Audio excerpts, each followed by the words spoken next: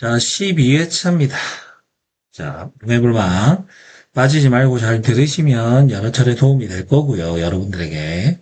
자주 들어주세요. 어디 이동할 때나 이럴 때 자주 들어주시면 도움이 됩니다. 자, 훈련 가봅시다. 훈련은 첫 번째, 법 아니라 그랬다. 그죠? 법이 아니기 때문에 무슨 효력밖에 없다? 내부적 효력밖에 없다라고 이야기했습니다. 자, 허가 담당 공무원인 갑이 일반 국민에게 을에게 허가를 줬어요. 여기까지는 뭐 문제가 없습니다. 그런데 이 허가가 훈령에 위반했네? 그런데 훈령 위반은 법이 아니라니까 국민하고 아무 상관이 없습니다. 무슨 효력밖에 없다? 대내적 효력밖에 없다라고 이야기했었죠. 대내적, 즉 공무원끼리만 효력이 있으니까 국민과는 상관이 없어요. 그러니까 공무원이 허가를 준 게 우리가 훈령 위반이다라고 주장해봤자 취소할 수 있다 없다? 취소하면 안 되는 거죠. 따라서 기억 지문은 틀린 지문이 됩니다. 니은 가봅시다. 자, 내부 규정을 위반한 거니까 징계 사유가 된 건 맞아요. 그런데 만약에 소송이 진행됐다. 허나 소송이 진행돼서 법원이 판결을 내리려면 법원은 뭘 근거로 판결해야 되죠? 법을 근거로 판결해야 되는데 요 훈령 말이야. 계속해서 이야기하는 훈령은 뭐가 아니다? 법이 아닌 거야. 그러면 당연히 법원은 훈령을 근거로 해서 판단 내리면 된다 안 된다? 당연히 안 되는 거죠. 그래서 니은 지문 틀린 게 된다고요. D가 상급관청 A가 하급관청 A 훈령을 발했어요. 그런데 훈령은 내가 쉽게 말하면 뭐 하는 거냐면 간섭하는 거예요.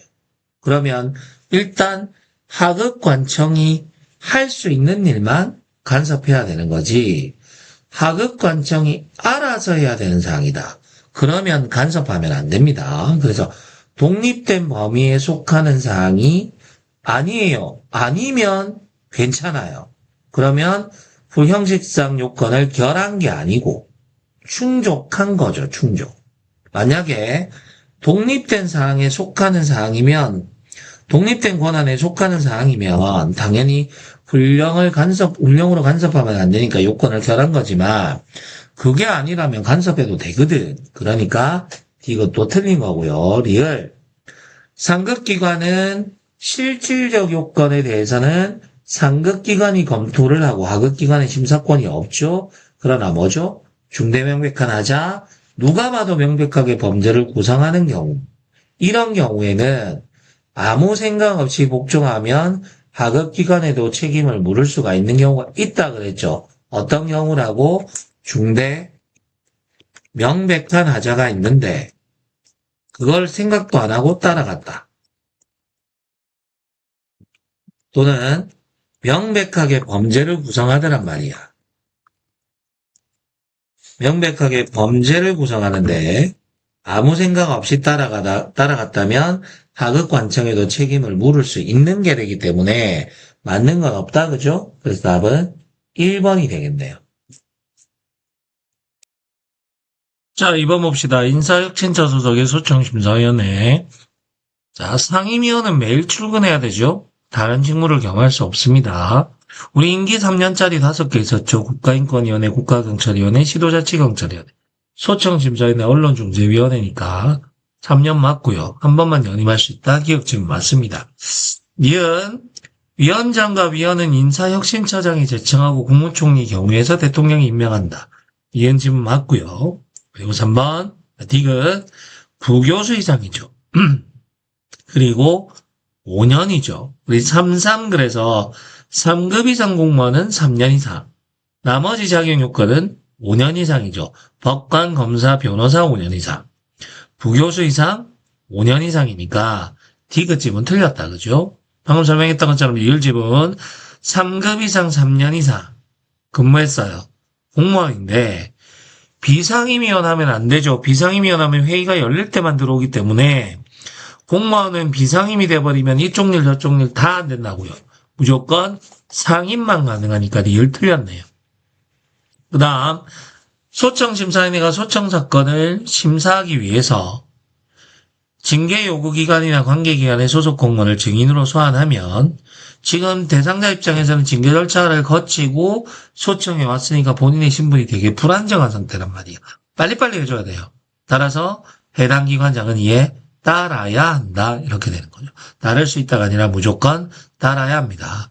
따라서 디귿과 리을 두 개가 틀린 지문이 되겠네요.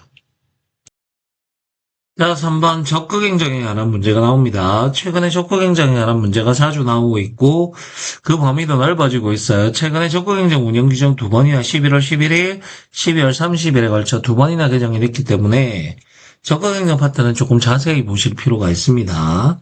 자, 기억 봅시다. 공무원 징계 등 시행규칙상 징계위원회는 징계 등 혐의죄와 직무 관련 직무 사이에 사적 이해관계가 없어요. 이게 대단히 중요한 내용이죠. 사적 이해관계가 있으면 우리 보통 잘못이 있다라고 보거든. 그 다음 중대한 절차상 하자가 없었어요. 그러면 고의 중과실은 없었을 거야 라고 추정해 주는 거 기억은 맞는 이야기입니다. 니은 사전 컨설팅 제도는 내가 이 업무를 처리하는 걸 잘 모르겠으니까 이런 곳에 가서 한번 물어보라는 이야기예요. 그래서 적극행정을 추진하는 과정에서 어떤 거 불명확한 법령이 있어. 그래서 판단 내리기가 되게 애매한 경우죠. 그러면 상급행정기관이나 자체가 상급행정기관이 아니고요. 상급행정기관은 자기네들 똑같은 기관이기 때문에 별로 의미가 없어요. 그래서 상급행정기관이 아니고요. 어디 가서 물어보는 거냐면 이런 일을 담당하는 감사원에 가서 물어보는 겁니다. 내가 일을 처리하는데 이 일을 잘 모르겠다. 어떻게 하는 게 좋겠느냐 라고 물어보는 건 감사원이 하는 역할이니까 이은 지문은 틀린 게 됩니다. 마치 상급기관장처럼 하면 뭐 맞는 이야기처럼 느껴야 되겠지만 사전 컨설팅 제도 또는 사전 컨설팅 감사 제도는 감사원에게 물어보는 걸 원칙으로 한다. 이렇게 알고 계시면 되니까 니은 지문 틀린 게 되겠네요. 자, 디귿 지문 가서 봅시다. 사전 컨설팅 받았어요. 그 의견대로 업무를 처리합니다. 그럼 문제될 거 없죠? 그런데 사전 컨설팅을 받기는 했는데 자기에게 유리하게 결과가 나오기 위해서 필요한 정보를 충분히 제공하지 않았어요. 이거는 자기에게 유리한 정보를 유도한 거니까 징계를 면제하지 않겠죠, 당연히. 그래서 3번 지문, 디귿 지문은 맞는 이야기가 된단 말이야. 리을 가봅시다. 국정과제 등의 주요 정책 결정으로 확정된 사항, 다수 부처의 연관과제로 정책 조정을 거쳐 결정된 사항, 이런 고도의 정책 사항을 추진하려고 하며 아무래도 전문성이 있어야 됩니다. 실무직은 당연히 자기네들이 제대로 모르잖아요. 모르기 때문에 문책 기준에서 제외한다는 이야기까지는 맞는데 그렇다고 고의나 중과실이 있는 것까지 용서하는 건 아닙니다. 과실이 없는 경우가 아니고요. 그러면 과실이 없다 그러면 뭐도 돼야 돼? 경과실도 없어야 되잖아요. 아니라고요.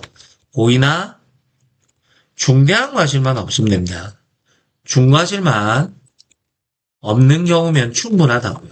따라서 리을 지문도 틀린 게 되겠다. 미음 지금 똑같은 이야기 나오죠. 고의나 중과실에 의하지 않는 비리로서 국가이익이나 국민생활에 큰 피해가 있는데 이를 방지하기 위하여 정책을 적극적으로 수립 집행하는 과정에서 발생한 잘해보려고 하다가 문제가 생긴 거죠. 이러면 사회통념에 비추어 적법하게 처리될 것이고 기대하기 극히 곤란한 것으로 인정되는 경우 어쩔 수 없었다 이 말이죠. 징계하지 않습니다. 그래서 미음 지문은 맞는 이야기가 되겠네요. 틀린 건 니은과 니을이 됩니다. 적극행정 좀 더 자세하게 보셔야 됩니다. 자, 오매불망 4번 문제 갑니다. 예상과 관련된 문제입니다. 방금 2번이나 영상을 촬영했다라고 생각했는데 프로그램에 렉이 걸려서 다시 찍고 있습니다.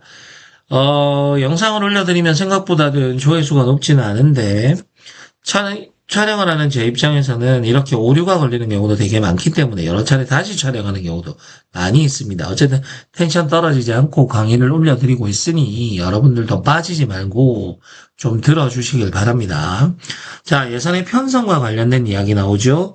편성은 날짜는 간단합니다. 1월 31일, 3월 31일, 5월 31일이니까 날짜는 크게 어렵지 않아요. 그 다음 여기는 기획예산처 장관이 나오죠. 그죠? 편성 단계는 기획예산처 장관만 생각하면 됩니다. 나중에 결산 단계에 들어가면 재정경제부 장관과 기획예산처 장관의 위치를 바꾸게 되는데 그거는 결산 단계고 지금은 편성 단계는 기획예산처 장관만 생각하면 됩니다. 기획예산처 장관 나오면 뭐 해야 되죠? 국무회의 심의, 대통령 승인은 무조건 세트로 들어온다고요. 1번 가서 봅시다. 중앙관사회장이 다음 회계년도부터 5회계년도 이상 아니에요. 뭐였죠? 해당 회계년도부터 또는 당해 옛날에는 당해 회계년도부터라고 했는데 지금은 해당 회계년도부터 5회계년도 이상이에요. 중요한 거 기획예산처 장관이 정하는 주요 계속 사업입니다. 무슨 말이야? 돈 줄 사람이 인정하는 사업이지 돈 달라고 하는 사람이 인정하는 사업이 아니라고요. 그래서 여기가 만약에 경찰청장으로 바꿔서 나온다? 그러면 틀린 지문입니다. 경찰청장으로 나오면 바꿔서 나오면 틀린 지문이에요. 그래서 조심해서 보실 필요가 있죠. 1번 틀렸네요. 2번 가서 봅시다. 기획예산처 장관 나왔네요. 그럼 뭐가 세트로 온다? 국무회의 심의, 대통령 승인이 세트로 와야 되는데 여기 뭐가 들어왔나요? 국회가 들어왔잖아요. 국회가. 그럼 여기를 뭘로 바꿔야 돼? 국무회의로 바꿔야 됩니다. 그렇죠? 지금 세 번째 지금 이 문제를 가지고 세 번째 렉이 걸리는 바람에 세 번째 강의를 찍고 있습니다. 그러다 보니까 조금 여러 가지로 신경 쓰이는 일이 많네요. 어쨌든 국회 대신에 국무회의가 나와야 되고 대통령 승인 3월 31일까지 맞습니다. 그러나 국회가 나왔기 때문에 이번 지문도 틀린 게 되겠죠. 3번 갑시다. 그러면 중앙관사회장이 예산 편성 지침서를 보고 나 그 예산이라도 주세요라고 예산 요구서를 제출하는 것은 언제까지다? 5월 31일까지니까 3번이 맞는 이야기고요. 4번 정부는 대통령의 승인을 얻은 예산안을 언제까지 제출해야 돼? 국회에 제출하는 건 120일 전까지고요. 30일 나오는 건 뭐였죠? 30일은 그렇죠. 본 예산 확정일이잖아요. 본 예산을 확정하는 거는 새회계연도 개시 며칠 전까지? 30일 전까지 이렇게 되는 거였잖아요. 됐죠? 그래서 4번도 틀렸고 답은 몇 번이 된다? 3번이 되는 거죠. 자, 5번 봅시다. 경찰관 직무집행법상 불신검문을 내합니다. 불신검문은 길거리 가는데 물어보는 걸 불신검문이라고 이야기했었고요. 우리 임의동행, 오로지 임의성이 있을 때만 적법성이 인정되는, 조금이라도 강제성이 있으면 임의동행은 인정되지 않는데 우리가 불신검문하고 나서 임의동행하는 조건 불교라고 이야기를 했었죠. 즉 당사자에게 불리하거나 당해인이 당사자입니다. 당사자에게 불리하거나 신원 확인이 불가능하면 당신이네요. 당신. 그게 아니라 불신이네. 불신. 그게 아니라 교통에 방해가 되는 경우니까 뭐가 빠져야 됩니까? 여기서 빠져야 되는 것은 신원 확인이 불가능한 경우. 이건 임의동행의 조건이 아니에요. 그래서 틀린 지문이 되는 거죠. 그 다음 형사소송법상 임의수사의 수단 중 하나 임의동행이에요. 아까 이야기했죠. 내가 뭐라 그랬니? 임의동행은 오로지 임의성을 바탕으로 합니다. 그래서 언제든지 거부할 수 있음을 알려주고 자유로이 동행하는 과정에서 이탈, 퇴거, 인정되는 등 나오네요. 오로지 자발적인 피의자의 자발적인 의사에 의하여 동행이 이루어진 것이 입증이 되어야만 임의동행의 적법성이 인정되는 거니까 2번 맞는 이야기가 되겠네요. 3번 가봅시다. 임의동행을 한 경우 경찰관서로 데려갔죠. 그러면 12시간 이내, 24시간 이내 이런 말 나오면 다 틀린 이야기라고 했죠. 그래서 언제 알려줘야 돼? 즉시 알려줘야 됩니다. 즉시. 그래서 즉시나 지체 없이는 따로 구별할 필요는 없지만 12시간 이내, 24시간 이내 이렇게 나오면 틀린 지문이고요. 거기 변호인의 조력을 받을 권리가 있음을 고지해야 한다는 것은 어떤 경우에만 인정된다? 임의동행일 때만. 임의동행일 때는 경찰 관서로 데려간 거니까 변호인의 조력을 받을 권리가 있음을 알려줘야 되죠. 그러나 불신 검문은 길거리에서 물어보는 거니까 변호인 선임할 권리가 있습니다. 까지 알려줄 필요는 없다는 거죠. 그 다음 경찰 관서에 데려갔어요. 임의동행의 최대 시간은 몇 시간이죠? 6시간입니다. 6시간. 자, 24시간은 보호조치의 기간을 말하는 거고 임의동행은 최대 시간이 6시간입니다. 최대 시간이니까 그 이전에 언제라도 나가고 싶으면 나가도 되는 것이죠. 따라서 답은 2번이 됩니다. 6번 갑시다. 경범죄처벌법입니다. 경한 범죄를 처벌하는 범죄. 역시나 이것도 뭐다? 범죄를 처벌하는 범위니까 넓은 의미의 형법입니다. 다만 형법을 먼저 적용해서 큰 범죄 골라내고 난 뒤에 경범죄처벌법일 만한 그물을 던져서 작은 범죄도 골라내는 거니까 보충성이 적용되죠. 자, 10만원, 20만원 이하 주거가 확인되면 불명하면 현행범 체포는 불가능하지만 60만원 이하의 벌금 과료에 해당하는 범죄 있었죠. 바로 뭐였지? 관공서에서 주치서란 있지 아니한 사실을 거짓으로 신고한 경우 이거는 주거 불분명과 상관없이 현행범 체포가 되는 거잖아요. 따라서 주거가 확인되면 어떠한 경우라도 경범죄처벌법에 위반한 사람을 체포할 수 없다. 틀린 지문이 되겠네요. 답은 벌써 1번이 나왔죠. 2번 20만원 이하의 벌금 과료 두 문자 있었죠. 방광, 표출 이렇게 했었잖아요. 업무방해, 거짓 광고, 안표매매, 출판물의 부당게재까지 20만원 이하의 벌금 과료니까 맞는 이야기입니다. 경범죄처벌법 위반죄를 짓도록 시키거나 도와준 사람, 종범으로 처벌하는 게 아니고 정범에 준하여 처벌하는 거고요. 1차 납부기간 며칠? 10일. 2차 납부기간은 20일, 100분의 20을 가산하는 거고 그때까지도 돈을 안 내면 직결심판 열리는 데 마지막 기회 주죠. 100분의 50을 더한 금액을 납부하고 증빙서를 제출하면 직결심판을 경찰서장은 취소하여야 한다. 이렇게 되니까 답은 2번입니다. 자, 7번 인가 봅시다. 행정법은 허가라고 불러도 그게 진짜 허가인지 특허인지 인가인지 잘 보셔야 돼요. 자, 인가 봅시다. 갑이 갑과 을이 토지매매 계약을 했어요. 그러면 이 토지매매 계약은 사법적 계약이니까 원래 둘의 의사의 합치만 있으면 끝나죠. 근데 하필이면 이게 토지거래 허가구역 내에 있는 거예요. 그러면 계약을 체결한 것만으로는 효력을 가질 수는 없고요.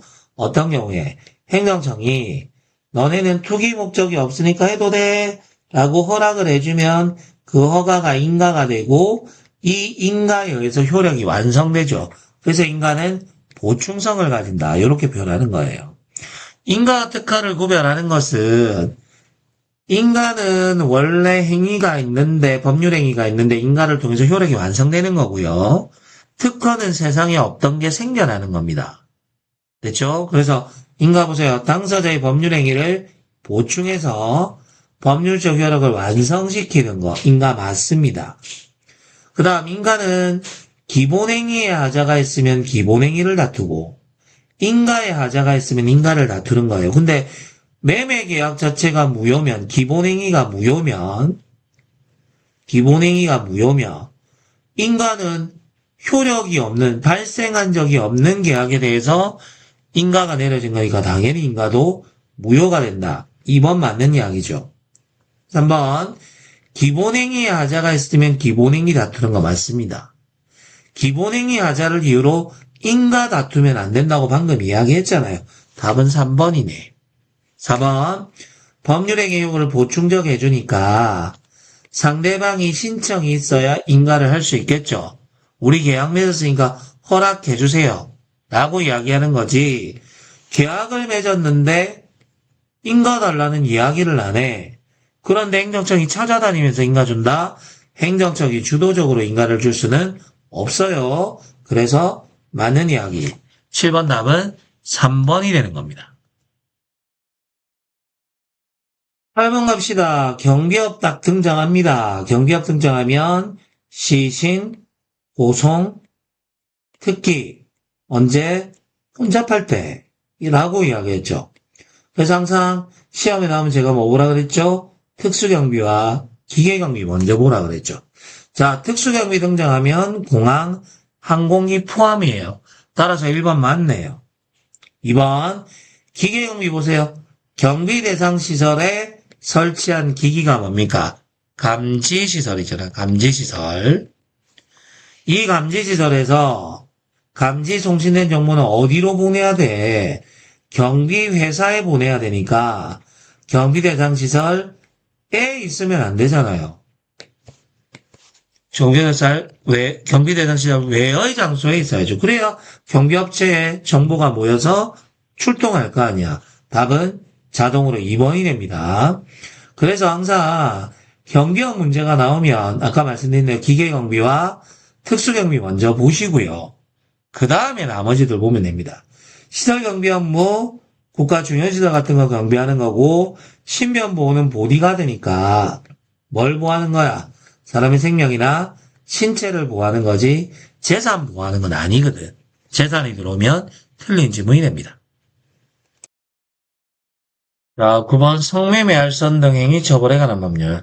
이 법률은 알선을 처벌하는 겁니다. 여기 성매매는 성교행위와 유사 성교행위만을 말하고요.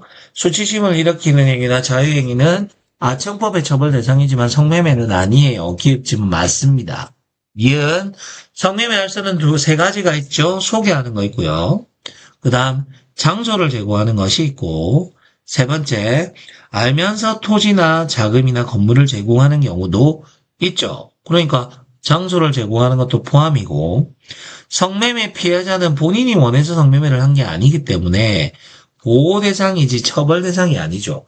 감경한다, 감면한다 이렇게 나오면 틀려요. 처벌 자체를 하지 않는 거라고 니은 맞습니다. 법원은 신고자 동그라미 하세요. 신고자는 잘못한 게 없죠. 그러면 경찰서 관서에 와서 혼자 와도 되고 저는 혼자 가기 조금 불안하니까 부모님이랑 같이 가면 안 됩니까? 그러면 같이 오세요. 동서 가게 할 수 있잖아요. 딕은 맞네요. 리을 이 법에 규정된 죄를 범한 사람이 갑자기 수사기관에 신고하거나 자수해요.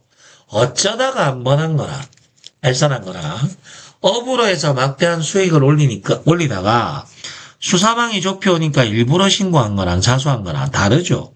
그래서 형을 감경하는 상황에 따라 면제할 수 있다가 맞겠죠. 리을 성매매를 이유로 계약을 체결합니다. 불법 원인급여고 불법 원인급여는 무조건 무효입니다.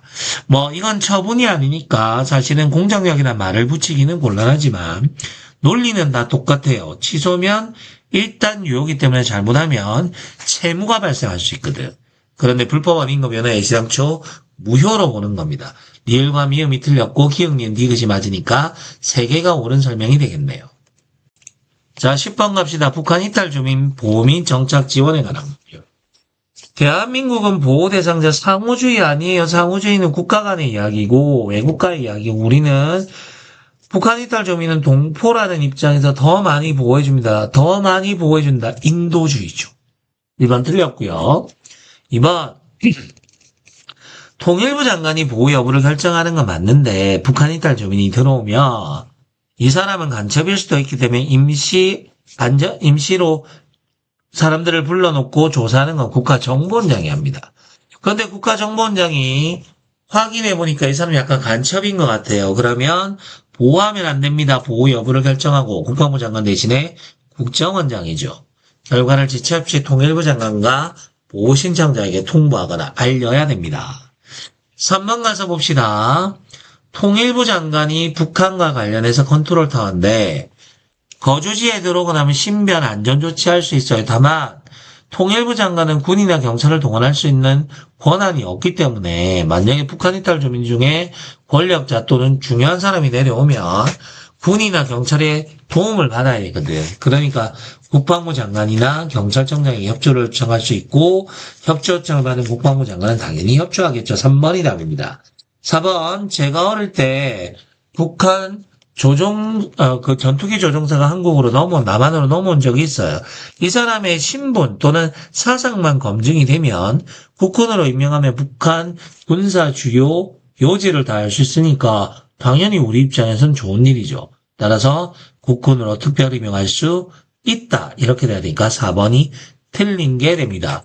수고 많으셨고요. 영상 제작하는 만큼 여러분들도 많이 보셨으면 좋겠고 보시고 나면 댓글도 꼭 좀 남겨주시면 도움이 될 것 같습니다. 파이팅 합시다.